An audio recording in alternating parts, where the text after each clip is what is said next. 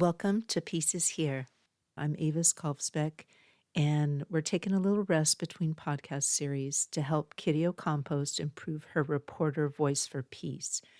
Kitty is a character I made up who's a little offbeat, a satiric smarty pants, and she's getting ready to report on a big story about peace, AI, and the future of the commons. It's called Control AI Disarm. At the end, you'll also hear the Next Peacelands, a roll call of global armed conflicts and arms exports. If that's too much today, it's okay to end early. But if you can stay, I hope you'll let it deepen your resolve for peace. As usual, you can find the words and books I make for peace at aviskalfsbeek.com. Now over to Kitty. Now, today's reading is from one Francois Marie Arouillet. Though most folks know him by his sharper, shorter name, Voltaire. He was a quick-witted Frenchman from the 1700s who believed in reason, clarity, and poking holes in any nonsense that tried to pass as truth. He wrote plays, poems, histories, and more letters than any one person should ever have time for, and he had a real talent for getting himself banned, exiled, or scolded for saying exactly what he thought.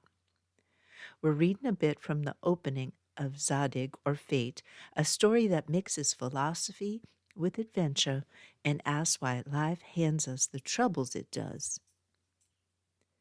Well, sugar, truth be told, I could read you a poem or a parking citation, and it'd still count as a pause for peace. 'Cause the magic's not just in the words, it's in the listening. The fact that we're here, quiet together, and no one, for goodness sake, is holding a gosh darn gun. The following is an excerpt from Zadig, or Fate, by Voltaire. The dedication to the Sultana Shirah by Sadi, the 18th of the month Sheval, in the year of Hejira, 837.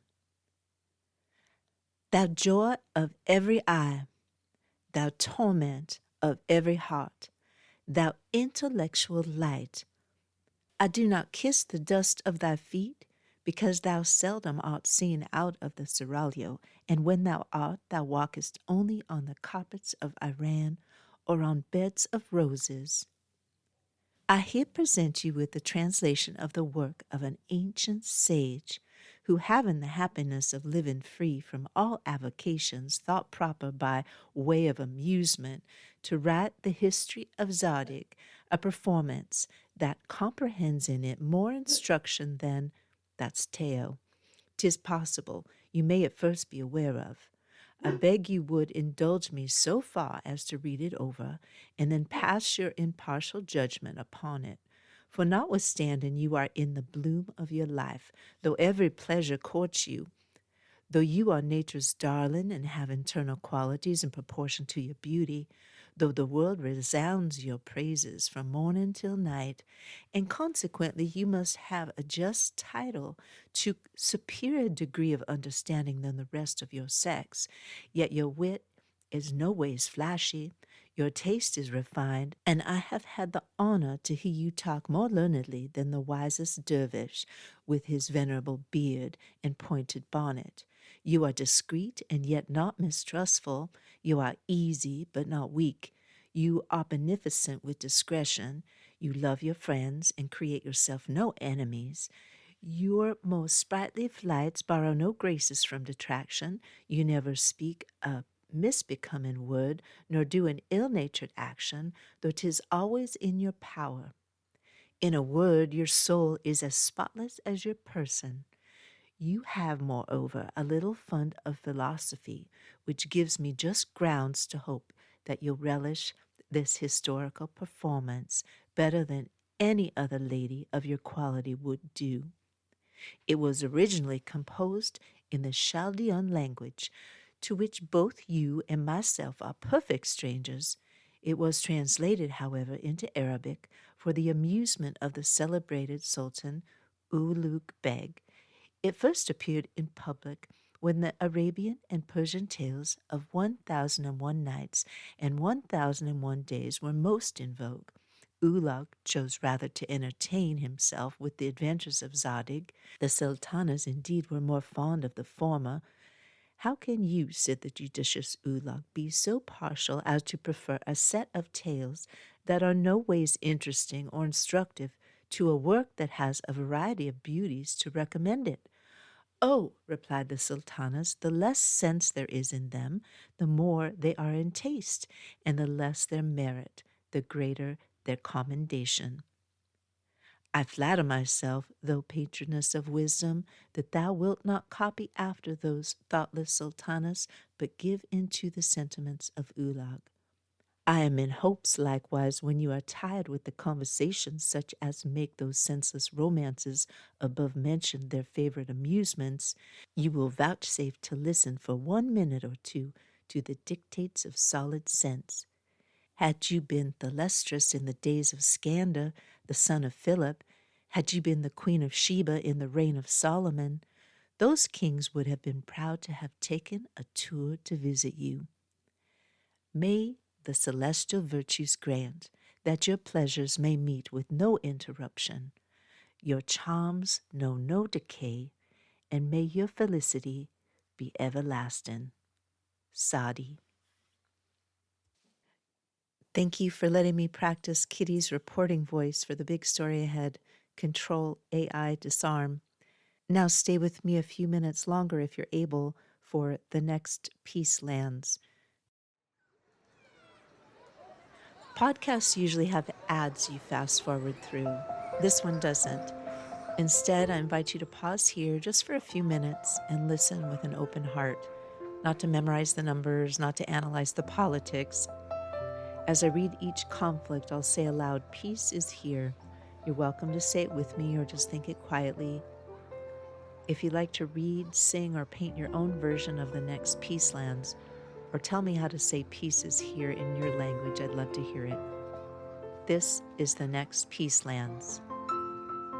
Not for doom and gloom, not for pity or sadness, we speak and we listen to these geographic locations of wars and the numbers of deaths of human souls to help put the great disarmament, the period in which we live now, and peace at the forefront of our daily consciousness and actions. Following are the major and minor armed conflicts, over 1,000 deaths in 1 year as of November 2025. Myanmar conflict since 1948, 199,000 total fatalities, 13,000 deaths year to date. Peace is here. Arab-Israeli conflict since 1948, 263,000 total fatalities, 25,000 deaths year to date. Peace is here.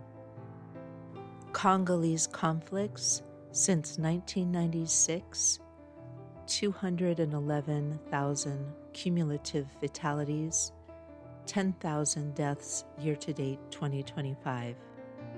Peace is here. Islamist insurgencies in Maghreb Sahel since 2002, 464,000 total fatalities, 18,000 deaths year to date. Peace is here.